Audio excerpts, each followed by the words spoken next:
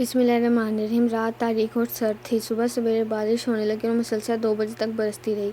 शहर के नशीबी इलाकों में जा बजा पानी जमा हो गया था, जिससे लोगों को आने जाने में खासी दिक्कत पेश आ रही थी। चूँकि बारिश के साथ तेज़ हवाएं भी चली थीं, इसलिए करीब करीब आधे शहर की बिजली बंद हो गई थी। घरों में लालटेनें और मोमबत्तियाँ जल रही थीं, जिनकी हल्की और मध्यम रोशनी में घर वाले अपने ज़रूरी काम निपटा रहे थे। उस रात एक मोहल्ले के एक छोटे से मकान के अंदर राशिद दरवाजे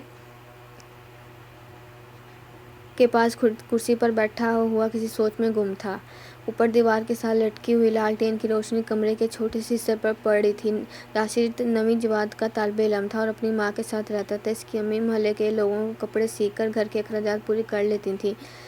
राशिद के अब्बा इस वक्त फौत हो गए थे जब राशिद की उम्र 7 साल थी और वह दूसरी जमात में पढ़ता था।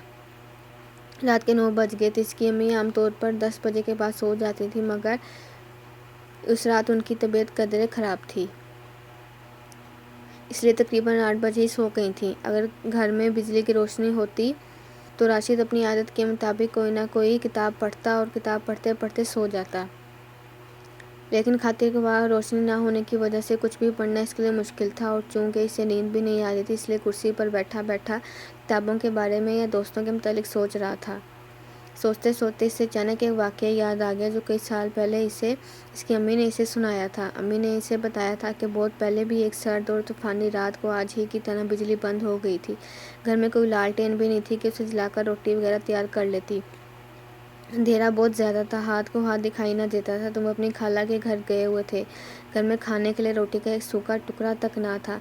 ऐसे में मुझे खाने से ज़्यादा तुम्हारी फ़िक्र सता रही थी कि कहीं मुझे अपने पास ना पाकर तुम रो ना रहे हो। एक मर्तबा मैंने घर से बाहर निकलने की कोशिश भी की कि खुद तुम्हारी खाला के यहाँ जाकर तुम्हें देख आऊँ या अपने साथ ले आऊँ, मगर जैसे ही पाँव दरवाजे से बाहर रखा, मेरा पाँव घुटने तक पानी के अंदर चला गया। इस हालत में बाहर जाना मेरे लिए मुमकिन ही ना था।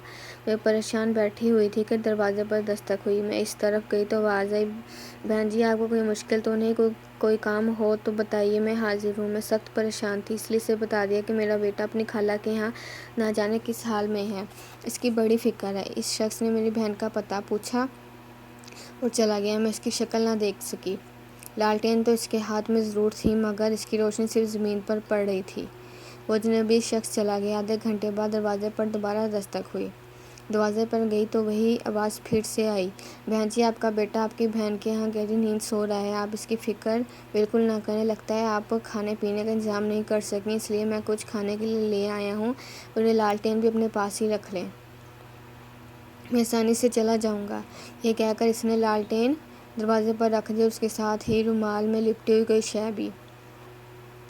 अब के भी मैं ना तो इसकी सूरत देख सकी और ना ही पूछ सकी कि अच्छे भाई आप कौन हैं, कहाँ रहते हैं, आपके लालटेन कहाँ वापस की जाए। यह वाक़या जो राशिद की अम्मी ने इसे कभी सुनाया था, जाने कैसे इस रात इसे याद आ गया। दरवाजे के पास लालटेन जल रही थी और बादल ज़ोर से गरज रहे थे। बिजली चमकती तो कमरे के सामने वाली दीवार एक लम्हे के लिए रोशन हो जाती। राशिद ने सोचा, यकीनन वो रात भी ऐसी तूफ़ानी रात होगी और जिस तरह मैं जाग रहा हूँ, इस रात अम्मी भी इसी तरह जाग रही होंगी कि आधी रात भी दरवाजे पर दस्तक होगी। इसने सोचा, नहीं अब ऐसा नहीं होगा, क्योंकि ना तो अम्मी भूखी सोई हैं और ना मैं भूखा रहकर जाग रहा हूँ, हमें कोई फ़िक्र भी नहीं है। इसने अपने सवाल का खुद ही जवाब दे दिया। इसी वक्त इसकी नज़र ऊपर पड़ी और ऊपर फिर एक और सवाल इसके जहन में सर उठाना शुरू कर दिया, क्या ये वही लालटेन है जो इस रात अजनबी शख्स ने अम्मी को दी थी?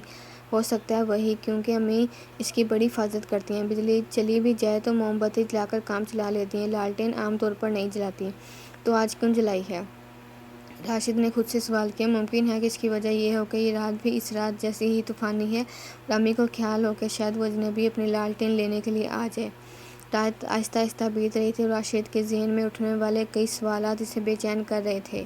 ऐसे में वो कुर्सी से उठकर कमरे में टहलने लगा। वो ये सोच रहा था कि कहीं लालटेन यूं ही बेकार तो नहीं जल रही। हो सकता है जिस तरह इस रात मेरी अम्मी मेरी तरफ से फ़िक्रमंद थी और भूखी बैठी हुई थी, मेरे मोहल्ले में भी कोई ऐसा घर हो जिसमें कोई ज़रूरतमंद परेशान हो और इस वक्त इसकी ज़रूरत के पूरा होने का इम्कान भी ना हो।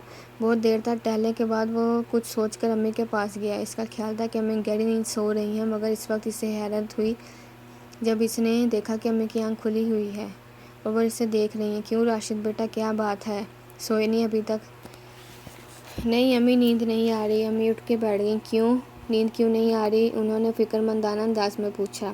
راشد نے بتایا، امی مجھے اس رات کا واقعہ یاد آ گیا، وہ واقعہ امی جس میں ایک اجنبی شخص نے آپ کی مدد کی تھی، آپ کو کھانا لا کر دیا تھا اور یہ لالٹین بھی آپ کے لیے چھوڑ گیا تھا۔ ہاں بیٹا، دنیا میں ایسے نیک لوگ بھی ہوتے ہیں، کوئی فرشتہ تھا اللہ کا، میں جان ہی نہ سکی کہ کون ہے اور کون نہیں۔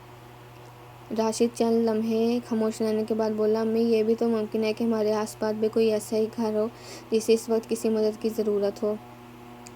امی نے راشد کا بازو پھیلا کر گود میں لے لیا۔ ہو سکتا ہے بیٹا، مجھے اجازت دیں امی، میں لالٹین لے کر باہر جاؤں اور کسی کو میری ضرورت ہو تو اس کی مدد کروں۔ امی سوچ میں پڑ گئی۔ امی سوچیے نہیں، آپ ہی نے تو کہا تھا کہ دنیا میں نیک لوگ بھی ہوتے ہیں، تو کیا آپ کا بیٹا ان نیک لوگوں میں شامل نہیں ہو سکتا؟ امی نے اس کے جواب میں بیٹے کے سر پر شفقت سے ہاتھ پھیرتے ہوئے کہا، جاؤ بیٹا، لالٹین لے جاؤ، اللہ تمہاری حفاظت کرے۔ راشد لالٹین کی مدھم روشنی میں ایک کچے ہوئے راستے پر آہستہ آہستہ قدم اٹھاتا وہ آگے بڑھ رہا تھا۔ اس وقت تک وہ جہاں جہاں سے گزرا تھا اس نے تقریباً سبھی گھروں میں روشنی دیکھی تھی۔ گھروں کے اندر سے آنے والی آوازیں بھی سنی تھی۔ اپنے محلے سے نکل کر وہ دوسرے محلے میں چلا گیا۔ ایک گلی سے گزرتے ہوئے وہ ایک ایسی جگہ پہنچ گیا جہاں روشنی بالکل نہ تھی۔ ان مکانوں کے اندر کیا لوگ نہیں رہتے؟ یہ سوال اس کے ذہن میں آیا اور اس کے ساتھ ہی اس نے اپنے لالٹین کی روشنی میں ایک دروازے پر دستک دی۔ کون ہے یہ آواز؟ کسی بوڑھے آدمی کی معلوم ہوتی ہے۔ راشد نے کہا، جی میں ہوں۔ میں کون؟ جی راشد۔ پھر کئی منٹ یوں ہی گزر گئے، آخر کار دروازہ کھلا۔ راشد نے اپنے سامنے کمزور بوڑھے کو دیکھا۔ کون ہو تم اور کیا چاہتے ہو؟ بوڑھے نے پوچھا۔ جناب رات طوفانی ہے، ایسی رات میں گھر سے باہر نکلنا ذرا مشکل ہے، آپ کو کسی چیز کی ضرورت ہو تو بتائیے۔ اس لمحے بوڑھے نے جھک کر راشد کو دیکھا، کچھ توقف کیا اور کہا، اگر ایسا ہے تو مجھے بازار سے کچھ کھانے کے لیے لا دو، اللہ تمہارا بھلا کرے گا۔ ضرور لا دوں گا جناب، مجھے دکان کا علم ہے جو رات بھر کھلی رہتی ہے۔ بڑی مہربانی، یہ لو پیسے، میرے لیے ایک بن کافی ہوگا۔ بوڑھے نے کتے کی جیب میں ہاتھ ڈالا۔ نہیں بابا جی، میرے پاس اتنے پیسے ہیں کہ آپ کے لیے بن خرید سکوں۔ یہ کہہ کر راشد چل پڑا۔ راشد نے سن رکھا تھا کہ ہسپتال کے پاس چند ایسی دکانیں ہیں جو رات بھر کھلی رہتی ہیں، ایک دکان پر بسکٹ وغیرہ بھی فروخت ہوتے ہیں۔ یہ دکانیں وہاں سے کافی دور تھیں۔ کیچڑ میں چلنا ویسے بھی مشکل تھا اور اندھیری رات میں تو یہ کام اور بھی مشکل تھا۔ راشد ایک بار گر بھی پڑا مگر اس نے ہمت نہ ہاری اور اپنی منزل پر پہنچ گیا۔ وہیں دکان سے اس نے ایک بن، مکھن اور کچھ بسکٹ خریدے اور واپس چلنے لگا۔ آدھے پونے گھنٹے کے بعد وہ دوبارہ بوڑھے کے دروازے پر آ گیا۔ لیجیے بابا جی، شکریہ میرے بیٹے، اللہ تیرا بھلا کرے۔ بوڑھا راشد کو اپنے کمرے میں لے گیا، راشد کو چارپائی پر بٹھایا اور خود کھانا شروع کیا۔ جب پیٹ بھر گیا تو بولنے لگا، بیٹا یہ عجیب بات معلوم ہوتی ہے۔ کون سی بات بابا جی؟ آج سے کئی برس پہلے میں نے بھی ایسی ہی ایک طوفانی رات میں ایک عورت کے لیے کھانے کا انتظام کیا تھا، تو آپ راشد فقرہ بھی مکمل نہ کر سکے۔ یہ سن کر اسے سخت حیرت ہوئی اور وہ اٹھ کھڑا ہوا۔ بابا جی کوئی اور خدمت؟ نہیں بیٹا، بہت بہت شکریہ۔ راشد دروازے سے نکلنے لگا۔ ارے بیٹا، لالٹین تو لیتے جاؤ، بوڑھے نے راشد کو لالٹین کے بغیر جاتے ہوئے دیکھ کر کہا۔ بابا جی لالٹین آپ ہی کی ہے، اور راشد نے ساری بات سنا دی۔ بوڑھے نے لالٹین اٹھا لی۔ بیٹا میں بوڑھا ہو چکا ہوں، بیمار بھی رہتا ہوں، مجھے اس کی ضرورت بھی نہیں۔ یہ لالٹین تم جیسے نوجوانوں کے لیے ہیں۔ ہاں اگر ممکن ہو تو روشنی کی اس علامت کو ایک کے بعد دوسرے میں منتقل کرتے رہنا۔